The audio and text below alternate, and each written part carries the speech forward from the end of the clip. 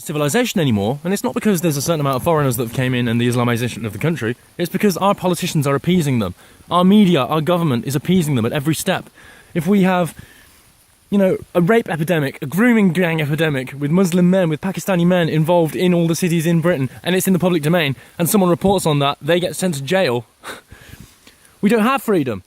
Anne-Marie Waters citing statistics, and she's kicked off social media. We don't have freedom. We've got people that go on marches that claim to be anti-racist, that go around saying that white people are scum because of the colour of their skin, and they claim to be anti-racist. Yeah, black people are better because they've got darker skin.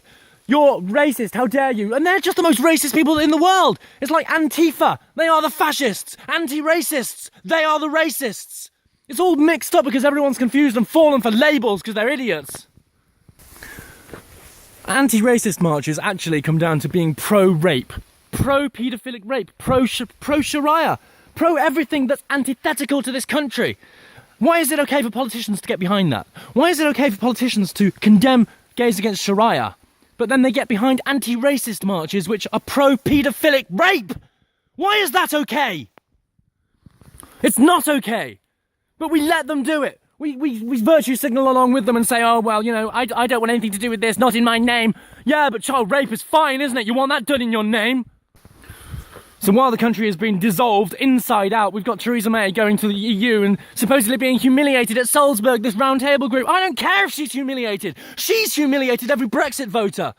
She, with her Chequers deal, has betrayed every Brexit voter because that deal was forced by Merkel, was forced by Germany. And now they won't accept Chequers, even though it's complete capitulation to the EU and Remain. They have to have even more capitulation. So you see how they play this game. The solution is we want Brexit, we want to leave. Then they come up with a solution where we don't leave, but we leave in name only. Then they say it's not good enough, you need to capitulate more. See the game? This is democracy and we're all being played. This is treason and we're all being played by Theresa May, by the people in the EU, by all the politicians, by the police and by the media. We're all being played in this treason! Meanwhile, they're trying to add charges onto Tommy Robinson's arrest, so when he goes to court, they're going to throw him in jail to try and justify the original ruling. But they've got extra charges now to charge him with because they want to put him in jail for as long as possible. And it's going to be absolute hell. I can't believe they're doing this. I can't believe they're allowed to get away with it. But because the PR is so bad with Tommy Robinson and the working class people, because he's a Cockney and he's not, posh or English or, like Milo Yiannopoulos or whatever. He's a working class guy that goes down and dirty on the streets and isn't afraid to shout in the studios and so on. And that means he's a regular thug. We can demonise him. We can propagandise people against him. And we can throw him to jail and justify our original ruling because he's a thug, isn't he? Because he's white. Statistically, they don't seem to matter that, most crime happens from migrants around Europe. Statistically, it doesn't matter to Majid Nawaz, who is supposedly a reformist within Islam. Someone was talking to him who supports Sharia law. She says that people should be stoned for adultery. So she supports stoning for adultery. She said homosexuality is disgusting, it should be eradicated from the planet. Majid Nawaz didn't call anyone and say, why do you think that? He didn't seem that bothered, he just laughed. And he went, this is why I don't like extremists in my religion. And then when someone phones up and says, oh, I think we might have a problem with Islam, he'll go, no, you're just as bad as those Sharia advocates. You're just as bad as those people that throw stones at children. You're just as bad as all those racist Nazis and blah, blah, blah, blah, blah. No, they're not. No, they're not, Majid. White people that phone in concerned about Islam are not as bad as Sharia advocates that believe in a Sharia state and believe in punishing people for homosexuality and stoning women and men and whatever for adultery. It's just not equivocal at all. There's these disproportionate things that happen all the time. It's like whenever there's an Islamist attack, Allahu Akbar is yelled, Quran's in the car, mental illness.